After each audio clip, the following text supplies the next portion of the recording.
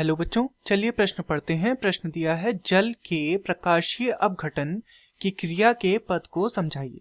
तो यहाँ पर हमें जल के प्रकाशीय अपघटन के विषय में पूछा गया है, अर्थात इस प्रश्न की जो मुख्य अवधारणा है, जो मुख्य अवधारणा इस प्रश्न की है वह जल के प्रकाशीय अपघटन के विषय में है।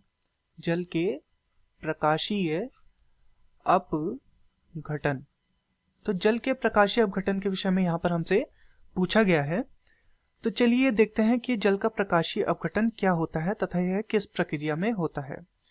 तो प्रकाश संश्लेषण की क्रिया में ही जल का प्रकाशीय अपघटन होता है। प्रकाश संश्लेषण के अंतर्गत जो प्रकाश अभिक्रिया होती है, अर्थात प्रकाश की उपस्थिति में जो अभिक्रिया होती है, उसमें जल का अपघटन होता है प्रकाश अभिक्रिया के अंतर्गत। तो चलिए देखते हैं ये जल का अपघटन इसमें होता कैसे है। तो ये जो जल का अपघटन होता है ये हरित लवक के अवकोशिका में होता है।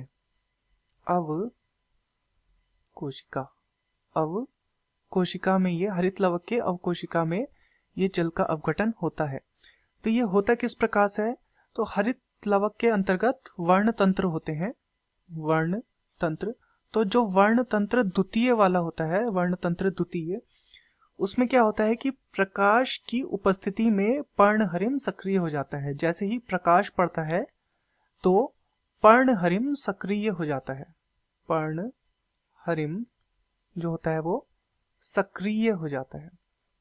सक्रिय पर्णहरिम के सक्रिय होने पर क्या होता है? जल का अपघटन होता है। तो जल का जो अणु होता है वो क्या होता है? H2O। H2O जो होता है वो टूट जाता है 2H पॉजिटिव तथा 2 इलेक्ट्रॉन तथा ऑक्सीजन गैस। ये ऑक्सीजन गैस रंध्रों के माध्यम से मुक्त हो जाती है। जो प्रकाश संश्लेषण में जो ऑक्सीजन प्राप्त होती है वो यही ऑक्सीजन है। और जो ये इलेक्ट्रॉन होते हैं इनका क्या होता है? प्रोटीन वाहक द्वारा इनका स्थानांतरण हो जाता है। प्रोटीन वाहक द्वारा इनका स्थानांतरण।